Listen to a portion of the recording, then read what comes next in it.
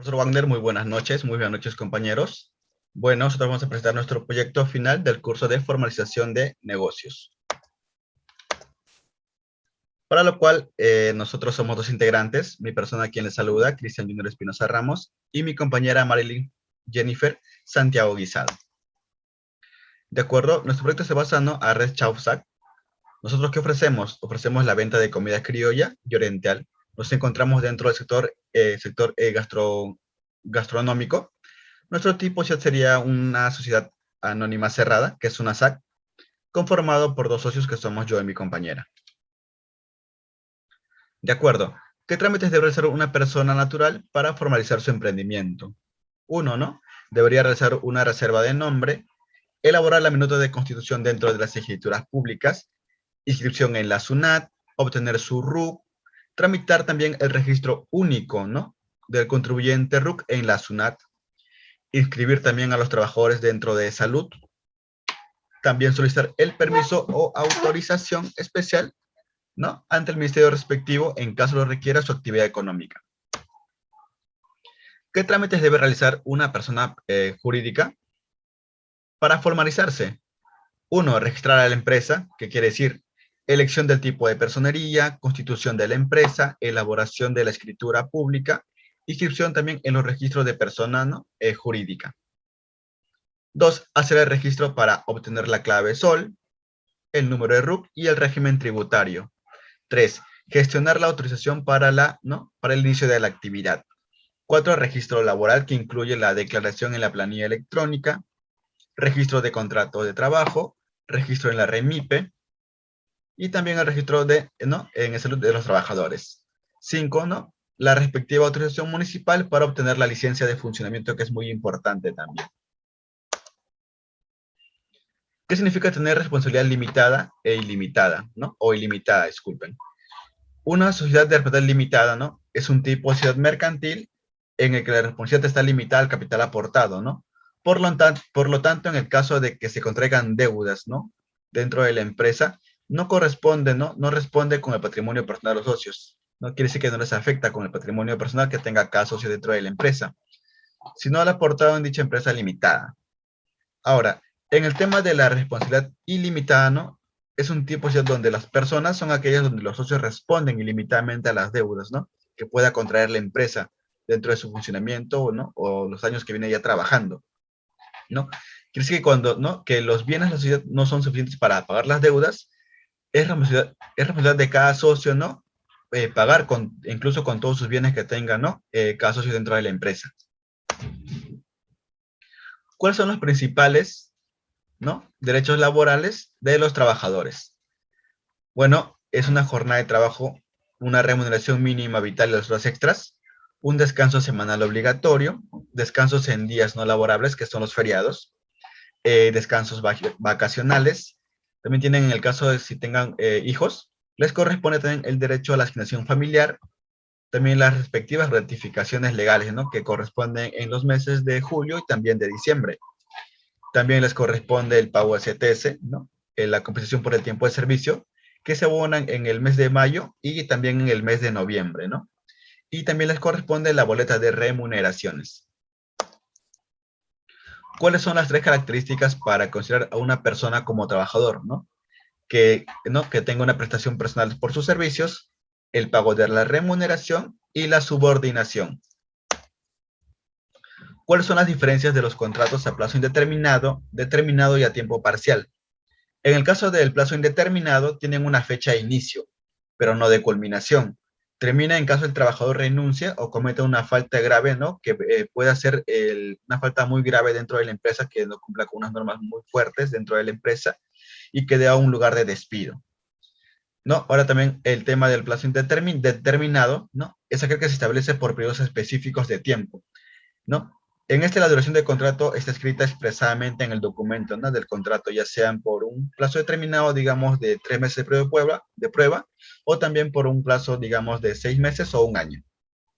Ahora, en el plazo de parcial, ¿no?, es un contrato, ¿no?, que se celebran cuando el horario de trabajo no supera las 4 horas diarias. Ese tipo de contrato, a diferencia de los contratos, ¿no?, del determinado e indeterminado, no cuentan con beneficios como ya sea el pago de vacaciones, también el pago de CTS, ¿no? Y el derecho de indemnización por despido arbitrario. Bueno, recordemos que existen 9 tipos de contratos a plazo indeterminado que existen, ¿no? Actualmente, pero se encuentran dentro de 3 modalidades. En la primera modalidad encontramos los contratos de naturaleza temporal. Bueno, en la denominación encontramos el contrato por inicio o incremento de actividad. En estos casos son, ¿no? También nuevos establecimientos o mercados o nuevas actividades, con un plazo máximo de 3 años. Luego encontramos el contrato por necesidades del mercado, ¿no? Incremento temporal, ¿no? En los casos de incremento temporal o imprevisible del ritmo normal de la actividad productiva, ¿no? Exclusión de las variaciones cíclicas o temporada. Bueno, en este caso puede ser renovado sucesivamente hasta un máximo de 5 años. Luego viene el contrato por reconversión empresarial. Los casos que se dan son por sustitución, ampliación o modificación de las actividades o variación tecnológica, ¿no? Un plazo máximo de 2 años. Luego contamos con otro tipo, la segunda modalidad, que es el contrato de naturaleza accidental, ¿no? La primera sería el contrato ocasional, ¿no? Se dan casos de por necesidades transitorias distintas a lo habitual, con un plazo máximo de 6 meses. Luego encontramos el contrato de suplencia, ¿no? Que quiere decir sustituir a un trabajador estable con un vínculo laboral suspendido, ¿no? En este caso, en el plazo no se establece, ¿no? Tiene la duración que resulte necesaria para, ¿no? Para la empresa. Luego viene el contrato de emergencia, ¿no? Que en este caso son por necesidades por caso fortuito o fuerza mayor, ¿no? Acá también no se establece, ¿no? Subsiste mientras dure la emergencia también, ya sea del caso, ¿no? En ese momento correspondiente. Luego encontramos, ¿no? El tipo de contratos, ¿no? En la modalidad de contratos para obra o servicio. Encontramos el contrato para obra o servicio, ¿no? Con objeto previamente establecido, ¿no? La duración necesaria para culminar la obra o servicio específico también. Luego encontramos el contrato intermitente, ¿no? En los casos de necesidades permanentes, pero discontinuas, ¿no? Tampoco no se establece, ¿no? Son labores cíclicas también. Y por último encontramos el contrato de temporada, ¿no? Determinadas épocas, ¿no? Del año, que también en este caso se dan con labores, ¿no? Cíclicas también. Ahora, detallamos los beneficios que no gozan los trabajadores a tiempo parcial. Los beneficios que no gozan los trabajadores a tiempo parcial son que no cuentan con un pago de CTS, ¿no? Tampoco tienen el beneficio de vacaciones y tampoco les corresponde indemnización por despido arbitrario. ¿Cuáles son las principales características de la SAC, SRL y SACS? Bueno, en el caso de las SACs, en el número de socios van de 2 a 20 socios o accionistas también llamados. Ellos cuentan con una responsabilidad limitada. Bueno, en el tema del capital son las acciones, ¿no? Aportes en dinero, bienes muebles o inmuebles. En el caso de las SIRL, también son de 2 hasta 20 socios con una responsabilidad limitada. En el capital no son participantes también, son participaciones, disculpen, con los aportes en dinero, bienes muebles o inmueble. Y por último, con las SACs, ¿no? También con el de 2 a 20 socios, ellos cuentan con una responsabilidad limitada, salvo fraude laboral. En el caso del capital son acciones, aportes en dinero, bienes muebles o inmuebles. ¿Cuáles son las principales características de los 4 regímenes tributarios de tercera categoría? Eso sería todo por mi parte. Ahora les paso con mi compañera Marilyn, que seguirá con la exposición siguiente. Muchas gracias. ¿Cuáles son las principales características de los 4 regímenes tributarios de tercera categoría? Tenemos al nuevo régimen único simplificado, que es el nuevo RUS.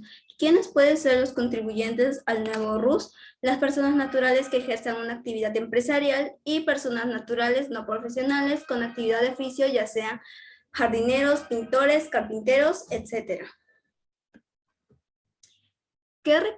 ¿Cuáles son los requisitos para acogerse al nuevo RUS? Los requisitos son que los ingresos brutos y el monto de compra no sean mayores a 96,000 soles anuales. El valor de los activos fijos no deben ser mayores a 70,000 soles. Y no habrá obligación de llevar libros ni registros contables. Solo se debe conservar los comprobantes de pago que se hubieran emitido y aquellos que sustenten las adquisiciones realizadas en orden cronológico. Las categorías. En la categoría 1, si el total de ingresos brutos mensuales es hasta 5.000 y el total de adquisiciones mensuales es hasta 5.000, la cuota mensual que tendrán que pagar será de 20 soles.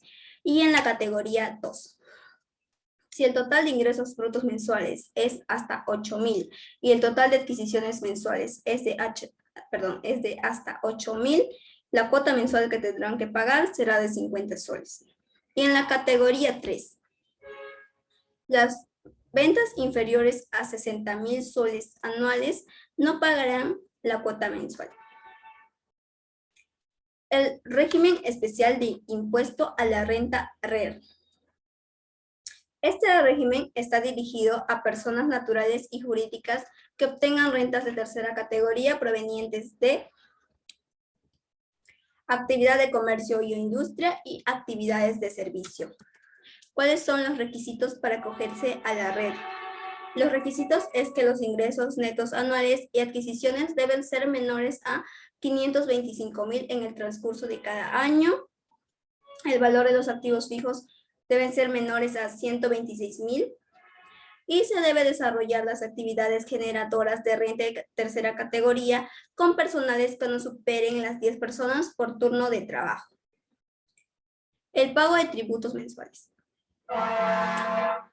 Aquí la tasa es de 1.5 de los ingresos netos mensuales y se paga el IGB, que es el 18%. El pago es mensual con efecto cancelatorio y los únicos libros contables que estarán obligados a llevar son el registro de compras y el registro de ventas.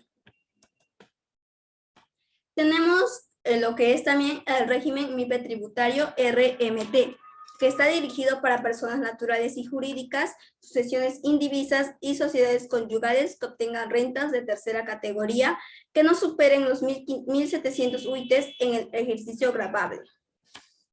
El pago de tributos. Si los ingresos netos anuales es hasta 300 UITs, el pago de tributos será del 1% de ingresos netos. Y si el ingreso neto anual es más de 300 UITs hasta 1.700 UITs, el pago del tributo será del 1.5 o coeficiente de ingresos netos. Además, se deberá presentar la declaración jurada anual para determinar el impuesto a la renta de acuerdo con tasas progresivas y acumulativas que aplican a la renta neta. Aquí se aplica el IGB del 18% y no se cuenta con un límite de trabajadores. Los sujetos de la RMT determinarán la renta de acuerdo a las disposiciones del régimen general contenidas en la Ley de Impuesto a la Renta y sus normas reglamentarias. Tenemos el régimen general del impuesto a la renta RG, que esto aplica a personas naturales y jurídicas, sucesiones indivisas, los notarios, las sociedades civiles y cualquier otra actividad no permitida para los regímenes del nuevo RUS y el régimen especial de impuesto a la renta. El pago de tributos mensuales. Si la renta neta anual es hasta 15 UITs, el pago de tributo será del 10%. Y si la renta neta anual es más de 15 UITs, el pago del tributo será del 29.5. Aquí se paga el IGB del 18% de venta con deducción del crédito fiscal, se efectúan los pagos a cuenta, se presenta la declaración jurada anual, no tiene un límite de activos fijos y tampoco tiene el límite de trabajadores. Los libros y registros contables del régimen general. Hasta 150 UITs de ingresos brutos mensuales deberán presentar el registro de compras, el registro de ventas y el libro diario de formato simplificado. Para los ingresos brutos anuales mayores a 150 UITs se debe presentar la contabilidad completa. Y los tipos de comprobantes que pueden emitir el régimen general es la factura, boleta de venta, el ticket emitido por máquina registradora y la factura electrónica a través de la zona virtual. ¿Cuáles son los sobrecostos laborales en el régimen general, en la pequeña y en la microempresa? Primero, ¿qué son los sobrecostos laborales? Los sobrecostos laborales son pagos adicionales a la remuneración que el empleador debe asumir como CTS, gratificación, entre otros. En la microempresa se debe pagar la remuneración mínima vital, la remuneración por trabajo de sobretiempo, descanso vacacional de 15 días calendario, cobertura de SIS y la indemnización por 10 días de despido. Y en la pequeña empresa, la remuneración mínima vital, la remuneración por trabajos de sobretiempo, al salud y la indemnización de despido por 20 días, además derecho de recibir 2 gratificaciones por año y el CTS. Los sobrecostos en la pequeña empresa es el 27% de ingresos de 150 UITs a 1.700 UITs y los sobrecostos en la microempresa es del 7.7% de ingresos de 150 UITs.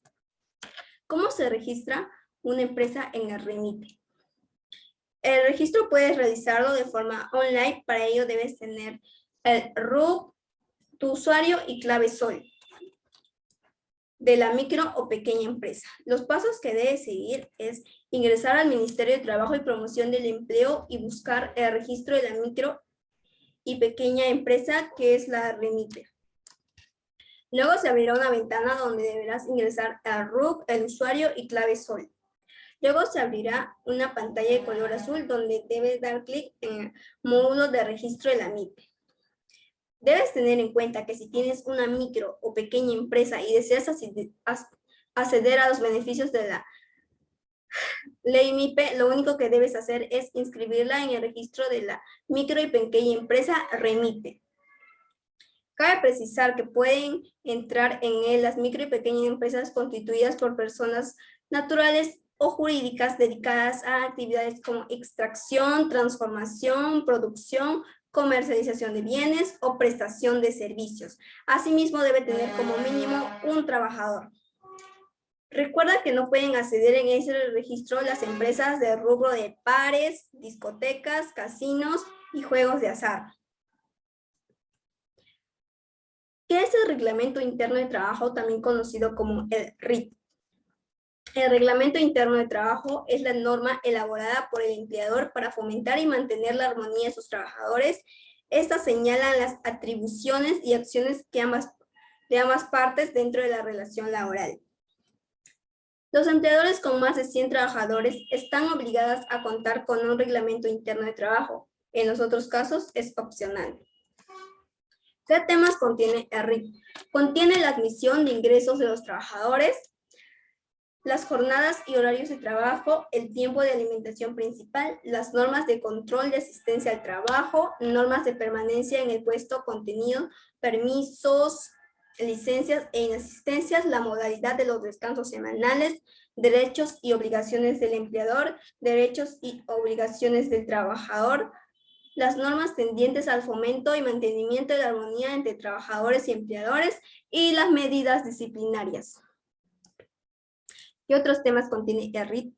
Contiene los sistemas informáticos, usos, contraseñas, precauciones y responsabilidades, las capacitaciones y obligaciones, la seguridad y salud en el trabajo, los primeros auxilios en caso de emergencia, la prevención y sanción frente al hostigamiento sexual, los actos de discriminación frente al VIH y SIDA y el control y prevención de la tuberculosis. ¿Cuáles son las medidas disciplinarias? Primero tenemos a la amonestación verbal, a la amonestación escrita, a la suspensión de un día a más sin el pago de remuneración y el despido por faltas graves. Las medidas disciplinarias deben regirse por el principio de la razonabilidad y proporcionalidad. Caso: Diego es trabajador de una empresa muy importante, pero constantemente llega tarde al trabajo. Siempre pone excusas sobre su tardanza y se justifica sin sustentos que lo respalden. Su supervisor le ha amonestado verbalmente reiteradas veces por sus tardanzas, ya que produce desorden e incomodidad a sus compañeros, pero igualmente sigue llegando tarde. ¿Qué medidas se debería tomar con Diego? La medida más acertada para estos casos es una suspensión de un día. ¿Por qué una empresa debe obtener la licencia municipal de funcionamiento? Primero, ¿qué es la licencia municipal de funcionamiento? Es la autorización otorgada por la municipalidad para el desarrollo de actividades. ¿Por qué es importante?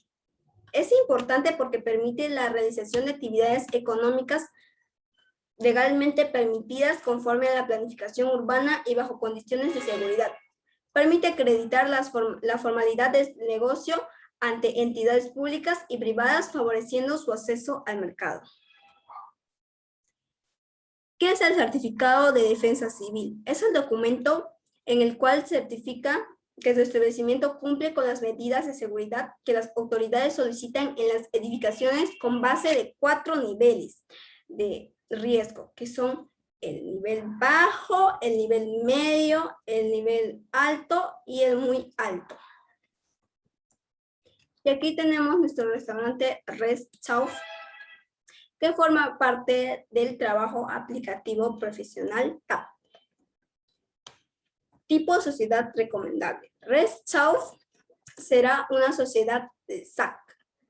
La SAC es una persona jurídica de derecho privado de naturaleza comercial o mercantil, cualquiera que sea su objetivo social.